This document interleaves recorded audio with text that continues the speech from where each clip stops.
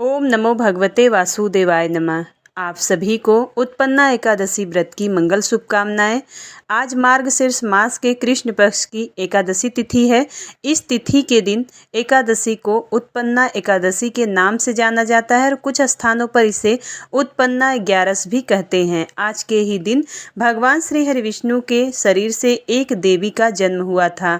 भगवान विष्णु ने एकादशी को उत्पन्न होने के कारण इन्हें एकादशी देवी के नाम दिया था और इन्हीं एकादशी माता को सभी एकादशियों की जननी कहा जाता है तथा इस तिथि से एकादशी व्रत की शुरुआत हुई थी। और स्वयं भगवान श्री कृष्ण जी ने कहा है कि एकादशी माता स्वयं भगवान विष्णु की साक्षात शक्ति हैं। इन्हीं एकादशी माता ने देवताओं के कष्ट को हरकर उन्हें सुख दिया है, तो वह प्राणी मात्र को क्या नहीं दे सकती। सुख, समृद्धि, शांति और मोक्ष समस्त सुख सहज ही प्राप्त हो जाते हैं। आज के दिन जो भी एकादशी माता और उत्पन्ना एकादशी की व्रत कथा को सुनता है, उनके समस्त पाप कट जाते हैं तथा समस्त मनोकामनाओं की पूर्ति होती है। तो आज आप इस वीडियो में सुनेंगे उत्पन्ना एकादशी व्रत की कथा। पावन क्षेत्र नैमिषारण्य में एकत्र विप्रो से सूत जी बोले कि हे विप्रो, इस एकादशी का महात्म्य वर्णन विधिवत भगवान श्री कृष्ण ने अर्जुन से समक्ष किया था और जो अति उत्तम है। इस तिथि को एकादशी देवी का जन्म हुआ था, इसलिए इसका नाम उत्पन्ना एकादशी पड़ा है। जो कोई भी एकादशी की उत्पत्ति से संबंधित इस कथा को सुनता है, वह संसार के सुखों को भोगकर अंत में भगवान विष्णु के धाम वैकुंठ लोक में जाता है। उस समय जैसा धनुर्धर अर्जुन ने भगवान श्री कृष्ण से पूछा था, वैसा ही आपको बताता हूँ। अर्जुन ने पूछा कि हे जनार्दन, इस एकादशी का क्या महात्म्य है, इसका क्या फल मिलता है और साथ ही यह भी बताएं कि यह व्रत किया कैसे जाता है। भगवान श्री कृष्ण बोले कि हे अर्जुन, तुम मेरे प्रिय हो और तुमने यह अति उत्तम प्रश्न किया है, सो उसका उत्तर एकाग्रचित होकर सुनो। हे पार्थ, हेमंत ऋतु के समय जब कल्याणकारी मार्गशीर्ष मास आए, तब उसके कृष्ण पक्ष की एकादशी तिथि को यह व्रत करना चाहिए। एकादशी की पूर्व रात्रि में दातून कुल्ला करके रात्रि में ही भोजन कर लेना चाहिए। फिर एकादशी तिथि को सवेरे संकल्प अनुसार कार्य संपन्न करना चाहिए और दोपहर के समय नदी, तालाब, बावड़ी, कुएं आदि में स्नान करना चाहिए। जहाँ यह भी समझ लो कि कुएं में स्नान करने का नियम कोटि है और बावड़ी में स्नान करना मध्यम और तालाब में स्नान करना उत्तम है, लेकिन नदी में स्नान करना अति उत्तम है। अतः नदी में स्नान करने का प्रयास करना चाहिए, क्योंकि ऐसे जल में जहाँ खड़े होकर स्नान करने पर जल के जीवों को पीड़ा हो तो भी पाप पुण्य एक समान होता है। जय अर्जुन, स्नान करने से पहले मृतिका स्नान करना चाहिए। इसमें पूरे शरीर पर मृतिका का लेप इस मंत्र को बोलकर करना चाहिए। अश्वक्रांते, रथक्रांते, विष्णुक्रांते, वसुंधरे, मृतिके हर में पापम यन्मया पूर्व संचितम। अर्थात हे वसुंधरे, अश्वरथ तुम पर चलते हैं। भगवान विष्णु ने भी वामन रूप से तुम्हें अपने पैरों से नाप डाला था। हे मृतिके, पिछले समय मैंने जो भी पाप किए हैं, तुम उन सब का हरण कर लो। इस प्रकार स्नानोपरांत संकल्प पूर्वक पापी, झूठे, पाखंडी, पर स्त्रीगामी, चोर आदि से दूर रहें। मैथुन, निद्रा, काम, क्रोध आदि का त्याग कर दें। यदि अज्ञानतावश कोई त्रुटि रह जाए तो भगवान सूर्यदेव के दर्शन कर क्षमा मांग लेनी चाहिए और फिर घर के पूजन कक्ष में धूप, दीप, नैवेद्य अर्पित करके भगवान विष्णु का पूजन करें। एकादशी की रात्रि में भजन कीर्तन करके ब्राह्मणों को दक्षिणा से संतुष्ट कर क्षमा मांगते हुए नमस्कार करना चाहिए। हे पांडु पुत्र, कृष्ण पक्ष व शुक्ल पक्ष की एकादशियों में भेद नहीं करना चाहिए। बताई गई विधि के अनुसार जो भी कोई व्रत करता है, उसे अतुलनीय पुण्य की प्राप्ति होती है। व्रतकर्ता को वही पुण्य मिलता है जो शंखोद्धार तीर्थ में स्नान दर्शन करने से मिलता है। प्रभास क्षेत्र में सूर्य व चंद्र ग्रहण काल में स्नान करने से जो पुण्य मिलता है, वह एकादशी के व्रती को मिलता है। केदार क्षेत्र में जल सेवन से धरती पर पुनः जन्म नहीं मिलता है। जो एकादशी का व्रत करता है, उसे अश्वमेघ यज्ञ में भी 100 गुना अधिक फल मिलता है। तपस्वी जनों को अपने घर भोजन कराने वाले को जो पुण्य प्राप्ति होती है, वह फल एकादशी के व्रतकर्ता को निश्चय ही प्राप्त होती है। वेद पाठी विप्र को 1000 गौओं का दान करने का जो फल मिलता है, उससे भी 100 गुना अधिक फल एकादशी का व्रत करने वाले को मिलता है। हे कौते, 10 श्रेष्ठ विप्रों को भोजन कराने से जो पुण्य मिलता है उससे 1000 गुना पुण्य एक ब्रह्मचारी को भोजन कराने से मिलता है, और उससे भी 1000 गुना पुण्य कन्यादान का, उससे भी 10 गुना अधिक अन्नदान का होता है। भूमिदान व कन्यादान से भी 10 गुना पुण्य विद्यादान का होता है। और हे पांडुपुत्र, अन्नदान के बराबर कोई भी पुण्य नहीं होता है। इससे स्वर्ग में वास करने वाले पितरों की तृप्ति होती है। इस तरह जितने भी जप तप तीर्थ सेवन का फल होता है वह एकादशी व्रत के फल के बराबर नहीं होता है। अतः एकादशी का व्रत अवश्य ही करना चाहिए। इस व्रत में शंख का जल सेवन करना चाहिए। एकादशी व्रत का फल 1000 यज्ञों से भी कहीं अधिक है। अर्जुन ने एकादशी की ऐसी महिमा सुनी तो उसने भगवान श्री कृष्ण से पूछा कि हे मधुसूदन, आपने एकादशी की महिमा का जो वर्णन किया है वह सब ठीक है, लेकिन ऐसा क्यों है? पुण्यमयी यह एकादशी उत्पन्न कैसे हुई और संसार में इसे इतना पवित्र क्यों माना गया है तथा देवताओं को भी यह प्रिय क्यों है? मेरे इन संशयों का आप निवारण करें। अर्जुन के ऐसे मनोभाव को जानकर भगवान श्री कृष्ण बोले कि हे कौते, ध्यान पूर्वक सुनो। यह कथा सतयुग की है और उस समय मुर नामक एक भयंकर राक्षस, जिसमें सभी देवता भयभीत रहते थे, उस दुरात्मा ने देवराजेंद्र को जीतकर उनको उनके स्थान से भगा दिया था और इस प्रकार से वे पृथ्वी पर विचरण करने लगे। एक बार सभी देवता एकत्र होकर भगवान शिव के पास गए और उन्हें अपनी व्यथा के बारे में बताया। इंद्र ने शिव से प्रार्थना की कि हे आशुतोष, मूल राक्षस के अत्याचारों से पीड़ित होकर हम देवता इस धराधाम पर विचरण करने को विवश हैं। हे प्रभु, अब हम देवता किसका आश्रय लें? तब भगवान शिव बोले कि हे देवराज, आप त्रिभुवनपति भगवान विष्णु के पास जाएं, वहीं आप लोगों की रक्षा करेंगे। यह सुनकर इंद्र देवताओं के साथ क्षीर सागर के तट पर गए। वहां भगवान विष्णु शेषशैया पर शयन कर रहे थे।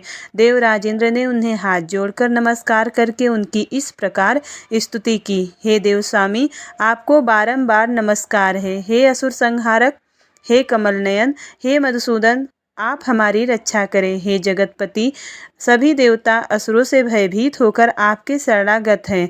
आप ही सृष्टि के रचयिता, पालनहार, संहारक, देव सहायक, शांतिदाता, आकाश व पाताल हैं।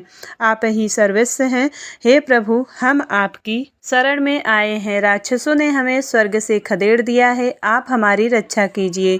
देवराजेंद्र की ऐसी भावपूर्ण स्तुति सुनकर भगवान विष्णु बोले कि हे देवताओं, वह असुर कैसा है, उसका रूप बल कैसा है, वह रहता कहाँ है, और यह सब मुझे बताओ। तब इंद्र ने कहा कि हे प्रभु, पूर्व काल में ब्रह्मा जी की वंश परंपरा में नाड़ी जंग नामक असुरों को हो चुका है, जो अति भीषण था। उसी का पुत्र मुर है। वह अपनी राजधानी चंद्रावती में रहता है। उसने देवताओं को हराकर स्वर्ग के खदेड़ दिया है और इंद्र का सिंहासन पर दूसरे इंद्र को बैठा दिया है। इसी तरह वह स्वयं अग्नि, यम, वरुण, सूर्य, चंद्रमा बनकर पृथ्वी को तपा रहा है। वह मेघ बनकर जल बरसाता है। और अतः हे प्रभु, आप उस राक्षस का वध करके देवताओं को उनका अधिकार वापस दिलाएं। देवराज इंद्र के ऐसे वचन सुनकर भगवान विष्णु बोले कि हे देवताओं, मैं तुम्हारे शत्रुओं का शीघ्र ही संहार करूंगा। ऐसा कहकर वह क्रोधित होकर चंद्रावती पुरी में गए। उनके साथ देवता भी वहां पर थे और सबने देखा कि उस समय मुर बार बार गरज रहा था। उससे भयभीत होकर देवता दोनों दिशाओं में भाग छूटे। वह असुर भगवान विष्णु को भी ललकारने लगा। तभी भगवान विष्णु के नेत्र क्रोध के कारण लाल हो गए। वे बोले कि अरे दुष्ट, इन मेरी भुजाओं को देख। ऐसा कहकर वह अपने दिव्य बाणों से मुर राक्षस के सामने पहुंचे और चुन चुन कर असुरों का संहार करने लगे। उन्होंने असुर सेना पर चक्र का प्रहार करके राक्षसों को तितर बितर कर दिया। अनेक राक्षस मारे गए। काफी समय तक दोनों में मल्ल युद्ध होता रहा। अंत में भगवान विष्णु विश्राम करने के लिए बद्रिका आश्रम चले गए। भगवान श्री कृष्ण बोले, हे कौते, वहां सिंहावती नामक एक गुफा में भगवान विष्णु जाकर सो गए और उस गुफा का एक ही दरवाजा था और वह 12 योजन लंबी थी। वह राक्षस भी उनके पीछे पीछे गुफा में जा पहुंचा। वहां पहुंचकर राक्षस सोचने लगा कि यह दानवों के लिए कंटक है, अतः निश्चय ही मैं इसे मार डालूंगा। जब राक्षस ऐसा विचार कर रहा था तब भगवान विष्णु के शरीर से एक दिव्य कन्या अस्त्र शस्त्र धारण किए हुए प्रकट हुई। विष्णु के अंश से उत्पन्न वह दिव्य कन्या बल पराक्रम से युक्त थी। उस कन्या को देखकर वह राक्षस उससे युद्ध करने लगा और कन्या ने क्रोधावेश में राक्षस के अस्त्र शस्त्रों को खंडित कर रथ को भी तोड़ दिया। वह दैत्य इतने पर भी कन्या से मल्ल युद्ध करने लगा, लेकिन कन्या ने उसे धक्का मारा तो वह मूर्छित हो गया। जब राक्षस की मूर्छा टूटी तो दिव्य कन्या ने अपनी तलवार से उसका सिर काटकर उसे यमपुरी पहुंचा दिया। अन्य राक्षस पाताल में चले गए। जब भगवान विष्णु की नींद टूटी तो उस राक्षस को मरा हुआ देखकर आश्चर्यचकित रह गए। वे सोचने लगे कि इस असुर को किसने मार डाला। तब वह दिव्य कन्या हाथ जोड़कर बोली, हे प्रभु, यह राक्षस आपका वध करना चाहता था, तभी आपके शरीर से उत्पन्न होकर मैंने इसका वध कर दिया। तब भगवान विष्णु बोले, हे कन्या, तूने इसका वध किया है, अतः मैं तुझ पर अति प्रसन्न हूँ। तूने तीनों लोकों को सुखी कर दिया है। अब तू अपनी इच्छा के अनुसार वर मांग। यह सुनकर वह कन्या, जो एकादशी देवी थी, बोली कि हे प्रभु, आप मुझे यह वरदान दे कि जो भी कोई मेरा व्रत करे उसके सभी पाप नष्ट हो जाए और वह स्वर्ग में वास करे। मेरे व्रत का आधा फल रात्रि को, आधा फल एक समय भोजन करने वाले को मिले। जो मनुष्य श्रद्धा भाव से मेरा व्रत करे उसे आपका लोक प्राप्त हो। इसके अतिरिक्त जो मेरे वाले दिन व रात्रि में एक बार भोजन करे वह धन धान्य से परिपूर्ण रहे। तब भगवान विष्णु बोले कि हे कल्याणी, जैसा तूने कहा है वैसा ही होगा। हे कन्या, तेरा जन्म एकादशी तिथि को हुआ है, अतः तेरा नाम भी एकादशी ही होगा। जो भी मनुष्य तेरे वाले दिन को व्रत करेगा उसके सभी पाप नष्ट हो जाएंगे, अंत में वह मोक्ष पाएगा। तू मुझे अति प्रिय है। तेरे व्रत का फल सभी तीर्थों व दानों के फल जैसा होगा। इतना कहकर भगवान विष्णु अंतर ध्यान हो गए। एकादशी भी भगवान के ऐसे वचनों को सुनकर अति प्रसन्न हुई। भगवान श्री कृष्ण बोले, हे कौते, यह मैंने तुम्हें एकादशी की उत्पत्ति से संबंधित व्रत बताया है। एकादशी पापनाशनी व सिद्धिदायिनी है। जो व्यक्ति एकादशी का उपवास करता है वह वैकुंठ धाम को जाता है। जो कोई एकादशी महात्म्य का पाठ करता है उसे 1000 गौओं के दान का फल मिलता है। जो कोई दिन या रात में एकादशी महात्म्य को केवल सुनता है वह ब्रह्म हत्या के दोष से मुक्त हो जाता है। प्रेम से बोलिए लक्ष्मी नारायण की जय। जनाबाई जी का जन्म गोदावरी तट पर गंगाखेड़ नामक एक ग्राम महाराष्ट्र में हुआ था। बचपन में ही इनकी मां का निधन हो गया था। उनके पिता उन्हें भगवान विट्ठल के दर्शन के लिए पंढरपुर लाए और वहां पर उनकी भी मृत्यु हो गई। जनाबाई जी के हृदय में भगवत प्रेरणा से यह बात आई कि कोई भक्त अगर उन पर कृपा कर दे तो उन्हें भगवान का साक्षात्कार हो जाएगा। इसलिए जनाबाई जी ने 8 वर्ष की आयु में ही नामदेव जी महाराज के यहाँ सेवा करना स्वीकार कर लिया। नामदेव जी निरंतर भजन परायण थे और निरंतर भगवान के नाम में डूबे रहते थे। नामदेव जी जैसे महात्मा के यहाँ सेवा मिल जाना मतलब स्वयं प्रभु की सेवा से भी बड़ी सेवा मिल जाना था। जनाबाई जी के हृदय में एक ही बात थी कि वे नामदेव जी को प्रसन्न कर ले। जनाबाई अब नाम जी को पूरे परिवार की तन्मयता पूर्वक सेवा करने लगी।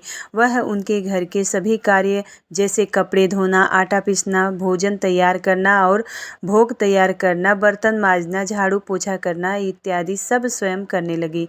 जनाबाई जी की भावमय स्थिति, साधु सेवा का प्रभाव जनाबाई जी को सेवा में बड़ा आनंद आने लगा। नामदेव जी की सेवा और संग के प्रभाव से उनका निरंतर नाम जपने लगे और जो नामदेव जी जप और कीर्तन करते थे वही जनाबाई जी भी कीर्तन और नाम का स्मरण करने लगी। नाम स्मरण करते करते कभी जब वह पोछा लगा रही होती तो एकदम से उनके हाथ रुक जाते और अश्रु बहने लगते और प्रभु के लिए विकलता प्रकट होने लगी। और जब जनाबाई जी की भाव दशाएं आने लगी और उनके हृदय में भगवान विट्ठल के प्रति प्रबल आसक्ति होने लगी, जब कभी सेवा के बाद कुछ समय मिलता तो वो मंदिर में जाती और ठाकुर जी को देखती रहती। ठाकुर जी को देखते देखते उनको एकदम से विकलता होती और वे रोने लगती। जब आनंद बढ़ता तो वो नाचने लगती। जनाबाई जी की यह दशा केवल श्री नामदेव जी की सेवा से ही होने लगी। जनाबाई जी सभी कार्य करते हुए सावधानी रखती कि सेवा में कोई त्रुटि न हो जाए और नाम विस्मरण ना हो। ऐसे जनाबाई श्री नामदेव जी की सेवा में मगन रहने लगी और वह सावधान रहती कि वे अपनी स्थिति में इतना न डूब जाए कि उनकी सेवा छूट जाए, क्योंकि सेवा भक्त की प्रसन्नता के लिए है और भक्त की प्रसन्नता से ही विट्ठल भगवान रिझ जाएंगे। उनके हृदय की इस धारणा और भगवान के नाम का ऐसा प्रभाव हुआ कि अब उनके आंसू नहीं रुकते थे। सभी कार्य करते हुए उनका अश्रु प्रवाह होता रहता था। जिस स्थिति का बड़े बड़े साधु और उपासक आकांक्षा करते रहते हैं, वह जनाबाई को केवल भक्त संग की कृपा से ही हो रही थी। एकादशी कीर्तन में मगन रहती जनाबाई एकादशी के दिन नामदेव जी के यहाँ रात्रि में भक्त मंडली एकत्रित होकर कीर्तन करती थी। कोई मृदंग बजाता, कोई करताल बजाता, कोई नृत्य करते हुए नाम कीर्तन करता, कोई प्रभु की आनंदमय लीलाओं का गायन करता, तो कोई एकांत में बैठा हुआ उन लीलाओं और कीर्तन को सुनकर अश्रु प्रवाह करता। नामदेव जी के यहाँ पूरी एकादशी की रात्रि को ऐसा कीर्तन होता कि और जनाबाई जब संतों की सेवा करके एकांत कोने में खड़ी रहती, वो नामदेव जी को और बड़े बड़े भक्तों की भाव दशाएं देखती थी तो उनके हृदय में विकलता और बढ़ जाती थी। संकीर्तन के आनंद सागर में वे पूरी रात डूबी रहती थी। उनको यह पता ही नहीं चलता था कि रात्रि कब व्यतीत हो गई। यही है महाप्रेम का स्वरूप। प्रातःकाल होते ही भक्त मंडली चली जाती और जनाबाई भगवत प्रेम की मदकता में बावरी हुई ठाकुर जी की प्रसन्नता के लिए श्री नामदेव जी की ही सेवा में मगन रहने लगती। और एक दिन एकादशी की रात्रि में जनाबाई भाव में ऐसे डूबी हुई थी कि सुबह हो गई और उनकी सेवा बाकी रह गई। घबराते हुए उन्होंने सोचा कि पहले वस्त्र धो ले। जब वह चंद्रभागा नदी के पास पहुंची तो उनके मन में बहुत सी चिंताएं एक साथ आने लगी। वह सोच रही थी कि अभी तो बर्तन धोने हैं और ठाकुर जी की सेवा के लिए पानी भी भरने हैं। आज तो बहुत देर हो गई, कैसे मैं सब सेवाएं पूरी कर पाऊंगी। यह सोच रही थी कि एक वृद्ध माता उनके पास आई और कहा कि जनाबाई, तू चिंता क्यों कर रही है, तू जाकर बाकी के काम कर ले, मैं तेरे सारे कपड़े धो देती हूँ। जनाबाई ने कहा कि आप मेरा काम क्यों करेंगी। वृद्धा ने कहा, मैं सच्ची सफाई और धुलाई करना जानती हूँ। जो कपड़े मैं एक बार धोती हूँ वह दोबारा गंदे नहीं होते हैं। जनाबाई समझ नहीं पाई। बुढ़िया ने प्रेम से कहा कि तू चिंता मत कर, तू मेरे जैसे कपड़े साफ नहीं कर सकती है। जनाबाई ने कहा कि अब मुझे तत्काल नामदेव जी के घर जाना होगा क्योंकि मैंने बर्तन नहीं धोए। वो यह कहकर और कपड़े वहीं नदी के किनारे छोड़कर चली गई। जनाबाई बर्तन धोकर और जल भरकर वापस आई तो उन्होंने देखा कि उन माता ने सब कपड़े धोकर सुखा दिए थे। जनाबाई ने देखा कि सारे कपड़े एकदम साफ हो गए थे। जनाबाई ने हाथ जोड़कर कहा कि आप जैसा उदार तो मुझे जीवन में कोई नहीं मिला। जनाबाई ने बोला कि मैं आपका बहुत ही आभार मानती हूँ। मैया ने कहा कि आभार की क्या बात है, मैं तो तुम्हारी ही हूँ, अपनों से आभार थोड़ी प्रकट करते हैं। ऐसा कहकर मुस्कुराते हुए वह वृद्ध माई वहाँ से चली गई। जाते जाते उन्होंने कहा कि अगर कभी भी ज़रूरत हो तो मुझे याद कर लेना। तुम जब मुझे याद करोगी तो मैं तुम्हारी सेवा के लिए उपस्थित हो जाऊंगी। जनाबाई जी भाव में डूब गई क्योंकि उस वृद्धा की मुस्कुराहट ने उनके हृदय में आनंद का वर्धन किया। जब चेतना आई तो उन्होंने सोचा कि मैंने तो पूछा ही नहीं कि वो कहाँ रहती है और उनका नाम क्या है।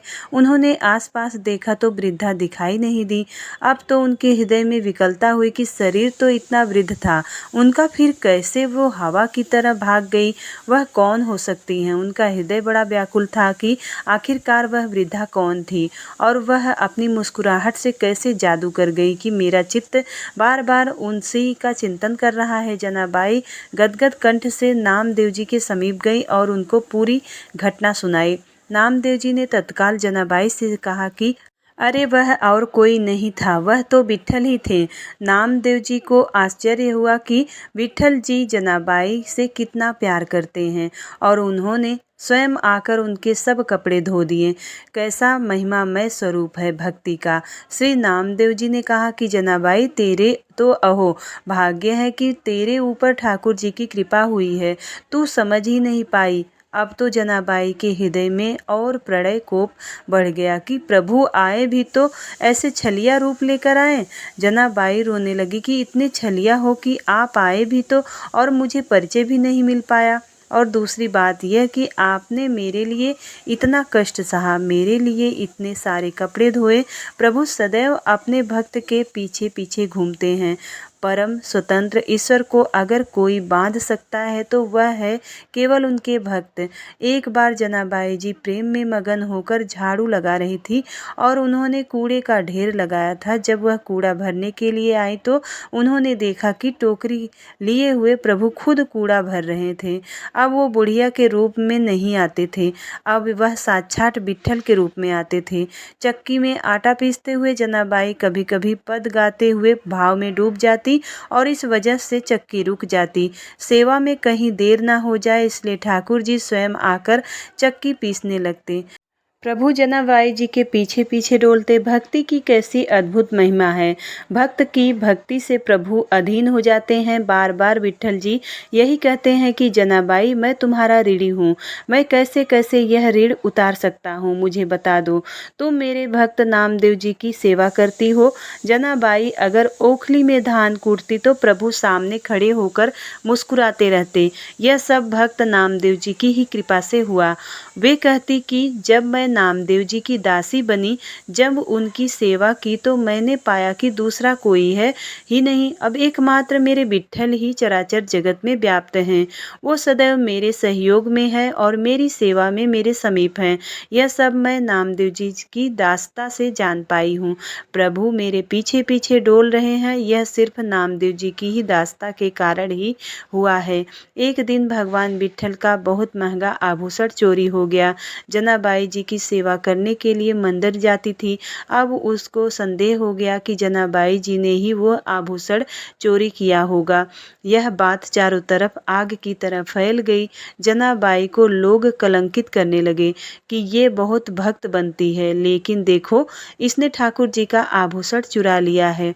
जनाबाई जी को सभा में बुलाया गया और पूछा गया कि तुमने वो हार चुराया है क्या। जनाबाई ने कहा कि मेरे प्राण धन श्री विट्ठल भगवान हैं, मैं उनका हार क्यों चुराऊंगी, वह खुद मेरे हैं और मुझे हार चुराने की क्या जरूरत है।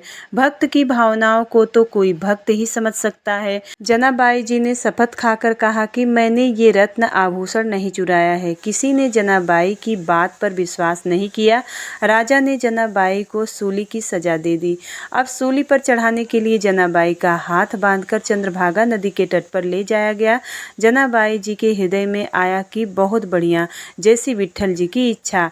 वह बस विट्ठल विट्ठल जपने लगी और जैसे जैसे वह विट्ठल बोलती वैसे वैसे सूली अर्थात नुकीला लोहे का डंडा पिघलता जाता। ऐसा होते होते पूरी सूली पिघल गई।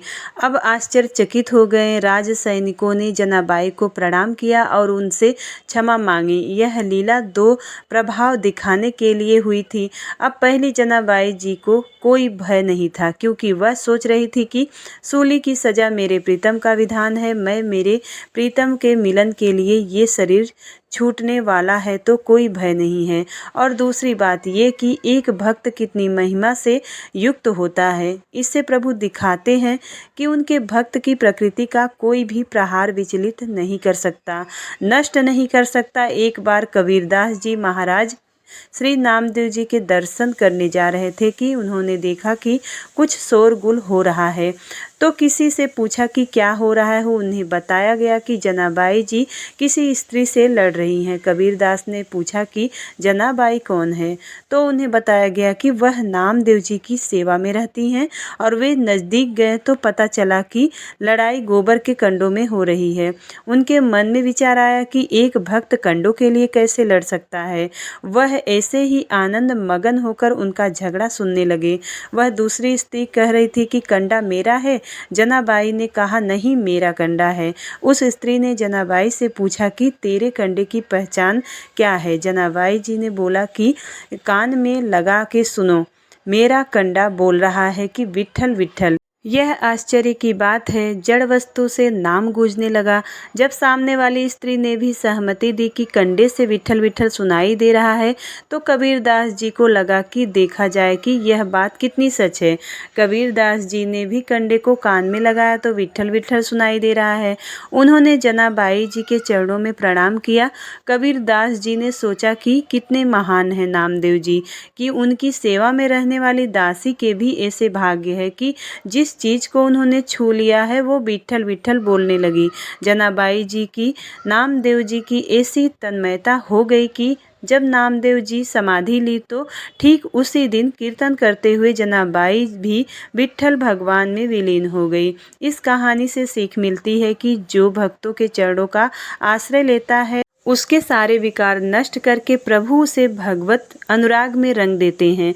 इस प्रसंग से हमें सीखने को मिलता है कि किसी भक्त को सेवकाई से प्रभु कितने प्रसन्न होते हैं और भक्तों के प्रति श्रद्धा रखने से भगवत प्राप्ति कितनी सरल हो जाती है। तो प्रेम से बोलिए श्री लक्ष्मी नारायण की जय, तुलसी माता की जय। अब सुनते हैं तुलसी माता की कहानी। एक कन्या थी, जब वह थोड़ी बड़ी हुई तो उसको समझ में आने लगी कि वह तुलसी माता की पूजा करने लगी। उसको प्रतिदिन नियम था कि तुलसी माता का पूजन करने के बाद ही वह खाना खाती थी। जब वह कन्या शादी के लायक हुई तब उसके माता पिता ने उसकी शादी करवा दी। कन्या को उसके माता पिता ने दहेज में भी तुलसी का गमला दिया था और ससुराल में वह प्रतिदिन सवेरे उठते ही पूजा करती और फिर उसके बाद ही खाना खाने बैठती थी। उसकी 2 देवरानियां और जेठानियां थी। वो दोनों उसका मजाक उड़ाती थी कि बड़ा नियम धर्म वाली बनती है। जब उनको उससे बहुत ईर्ष्या होती थी तो इसलिए वह दोनों तुलसी का गमला कहीं छिपा देती थी। वह कन्या बड़ी मुश्किल से गमला ढूंढ कर लाती और अच्छे से पूजा करती और फिर खाना खाती थी। वह गमला ढूंढ कर लियाती तो एक दिन तो उसकी जेठानियों ने क्या किया कि गमला को कहीं दूर फेंक दिया।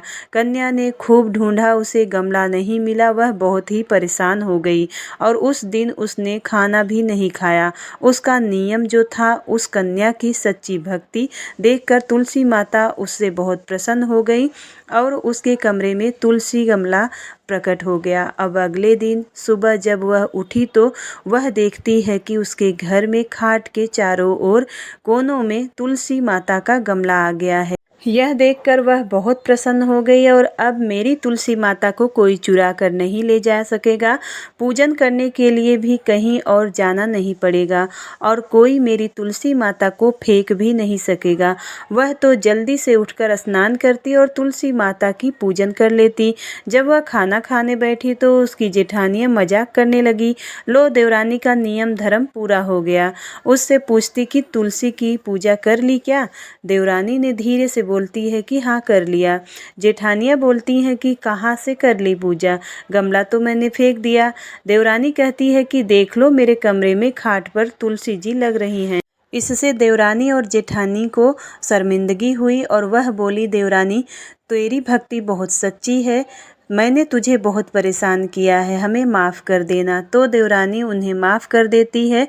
हे तुलसी माता, जैसे आपने उस देवरानी की भक्ति की लाज रखी वैसे ही सबकी लाज रखना और इस कहानी कहने वाले, सुनने वाले और हुंकारा भरने वाले सबकी मनोकामना को पूर्ण करना।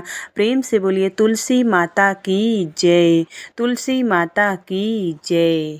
एक ब्राह्मण था, वह प्रतिदिन मंदिर जाता था। वह प्रतिदिन तुलसी माता की पूजा करता था।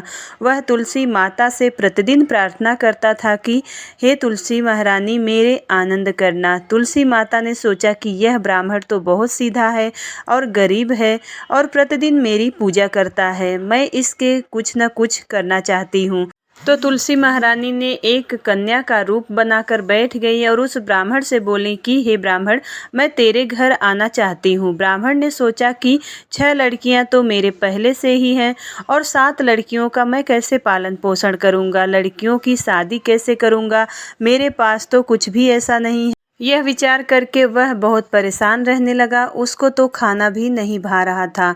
उसकी औरत ने कहा कि यह क्या बात है, आजकल बहुत दुखी दुखी रहने लग गए हैं। तो उस ब्राह्मण ने बोला कि मैं मंदिर जाता हूँ, वहाँ पर एक छोटी सी सुंदर सी कन्या बैठी है और वह कहती है कि ब्राह्मण, मैं आपके घर पे आऊँगी। अब उसकी पत्नी बोली कि अरे, इसमें परेशान होने की क्या बात है, आ रही तो आने दो। ब्राह्मण बोला कि पहले से अपने 6 लड़कियां हैं, तो उनकी भी अपने को शादी भी करवानी है। तो इस पर ब्राह्मणी बोली कि अरे, वह कोई बात नहीं है, अपनी 6 लड़कियां की शादी करवाएंगे, वैसे 7वीं का भी शादी करवा देंगे।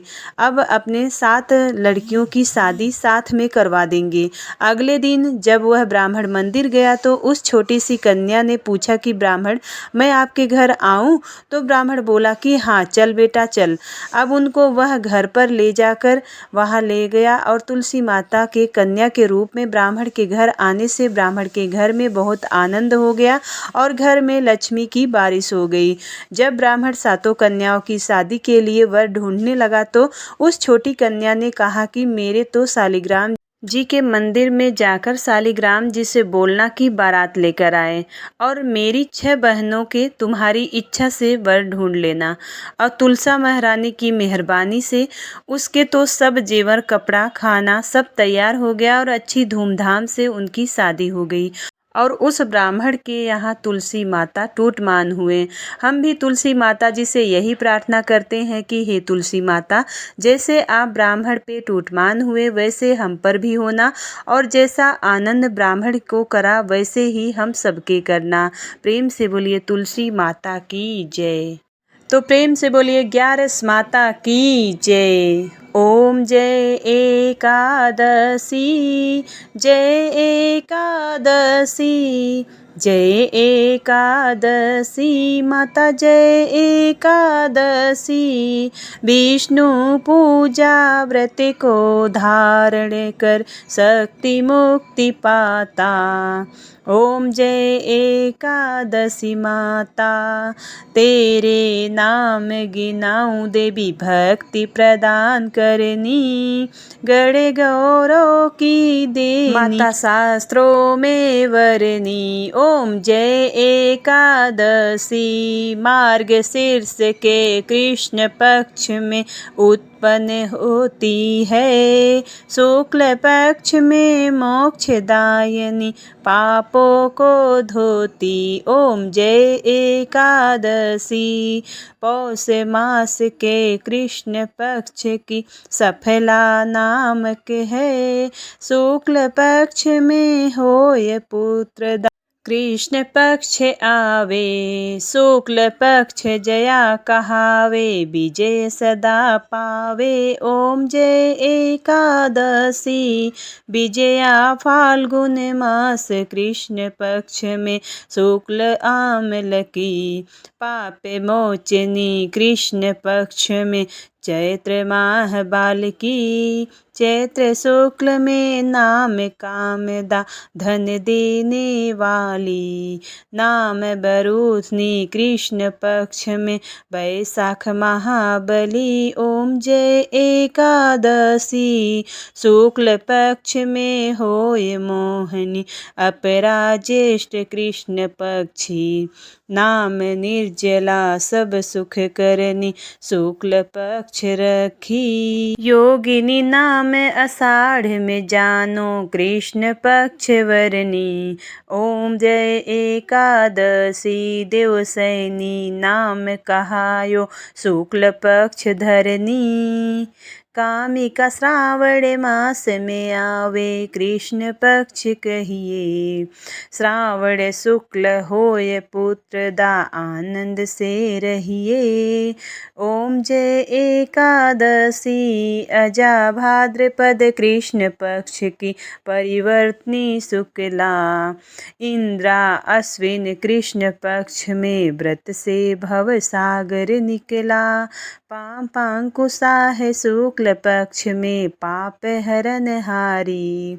रमा मास कार्तिक में आवे सुखदायक भारी। ओम जय एकादशी देवोत्थानी शुक्ल पक्ष की दुखनाशक मैया।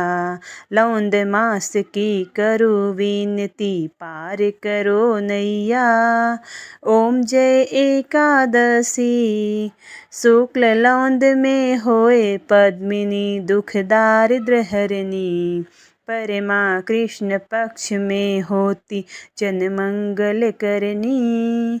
ओम जय एकादशी जो कोई आरती एकादशी की भक्ति सहित गावे।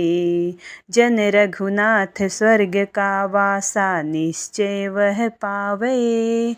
ओम जय एकादशी मैया जय एकादशी। प्रेम से बोलिए 11 माता की जय, भगवान विष्णु की जय, माता लक्ष्मी की जय। उम्मीद करती हूँ वीडियो आपको पसंद आती है। यदि वीडियो पसंद आए तो एक लाइक ज़रूर करिएगा। चैनल पर पहली बार आए हैं तो सब्सक्राइब जरूर करिएगा। मिलती हूँ अगली वीडियो में, तब तक के लिए जय श्री हरि विष्णु, जय माता लक्ष्मी।